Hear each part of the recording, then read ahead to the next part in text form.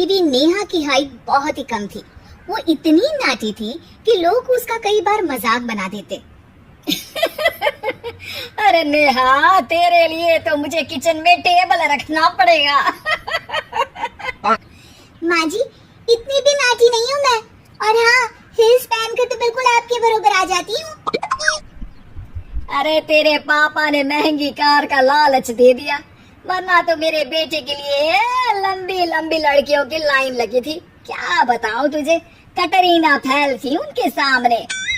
पर माँ जी, आपका मयंक भी तो हाइट में कौन सा अभिषेक बच्चन की तरह है जो कटरीना मिल जाती। वैसे भी मेरी और इनकी जोड़ी तो राम सीता की जोड़ी है, राम सीता की। एक दिन सभी खाना खा रहे होते हैं, तभी माँ, दाल बहुत अच्छी बनी है, जरा और देना। रुको जी, मैं लेकर आती हूँ, किचन में है। वैसे भी मैं खड़ी ही हूँ।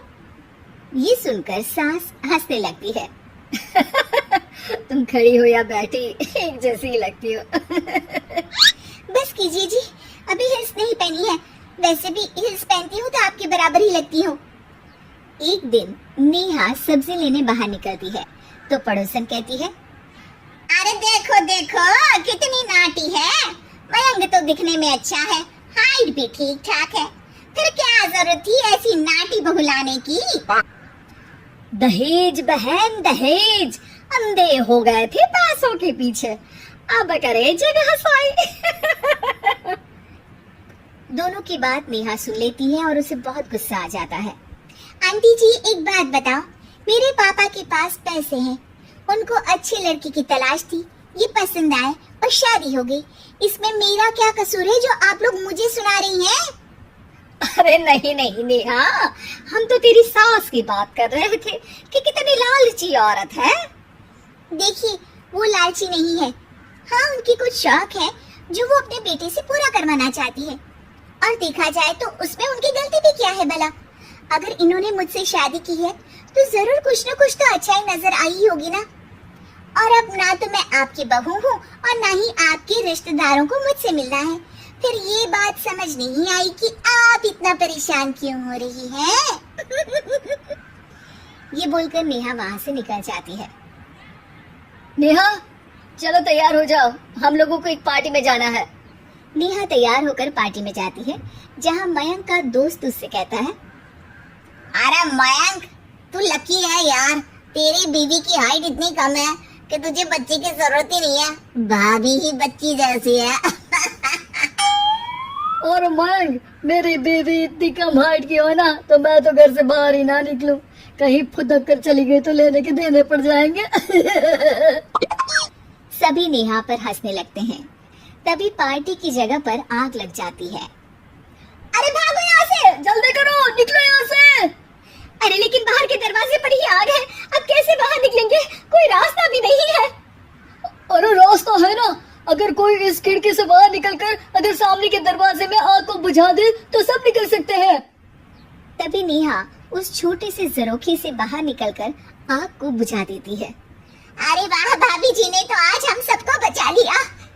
वाह भाई वाह, देवी हो तो ऐसी, अपने पति ही नहीं बल्कि यहाँ मौजूद सभी की जान बचा ली है इसने। भाई मयंक, माफ कर देना, तेरी बीवी तो सच में कमाल है। मुझे ये बात पता है और मुझे मेरी बीवी पर गर्व है। नेहा मुस्कुराकर अपने पति की तरफ देखती है। कुछ दिनों बाद जब नेहा और उसकी सास मार्केट जाती है, वहाँ पर, अरे भैया, ये कपड़ा तो देना, कितने का पड़ेगा? माता जी, ये तो बहुत महंगा कपड़ा है, लेकिन अब बस सिर्फ 2 मीटर ही बचा है। मेरे तो किसी काम का है नहीं ये टुकड़ा, तो आप 100 रुपया ही दे दीजिए।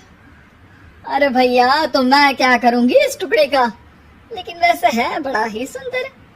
तभी नेहा बोल पड़ती है, इसमें तो मेरी पूरी ड्रेस बन जाएगी। ये कहकर वो कपड़ा ले लेती है। अगले दिन नेहा वो ड्रेस पहनकर सास के सामने आती है। अरे वाह नेहा, ये ड्रेस तो बहुत ही सुंदर लग रही है, बड़ी महंगी होगी ना? अरे कपड़ा तो मैंने ही पसंद किया था, बस पूरा नहीं था तो इसने ले लिया। सिर्फ 200 रुपए की ड्रेस है ये पूरी। देखो माँ जी, नाटी होने का भी कम फायदा नहीं है। जैसे तैसे दिन कट रहे थे। सास और पड़ोसियों के मजाक बनाने का सिलसिला चल ही रहा था कि एक दिन मोहल्ले से जोर जोर से आवाज आती है, हाय रे मैं मर गई, भगवान मैं क्या करूं? अरे क्या हुआ? देखते हैं तो सभी एक हॉल के सामने भीड़ लगाकर खड़े हैं।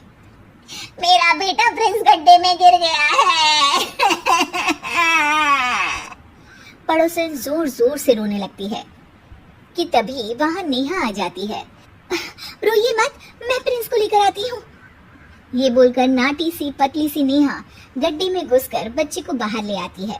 अब क्या था, एक बार फिर नेहा के लिए पूरा मोहल्ला तालियां बजाता है। मुझे माफ कर दो नेहा, मैंने तुम्हारी हाइट का कितना मजाक उड़ाया था। कोई बात नहीं मासी, प्रिंस ठीक है, ये बात है। अब वो दिन आता है जब सास नेहा की तारीफ करती है। वाह बहू वाह, तेरी तारीफें सुन सुनकर तो मैं खुश हो गई। आज तो तूने ये साबित कर दिया कि समाज में इंसान अपने रंग रूप और लंबाई चौड़ाई से नहीं बल्कि साहस और हौसले से काबिल कहलाता है। मुझे माफ कर देना बेटा।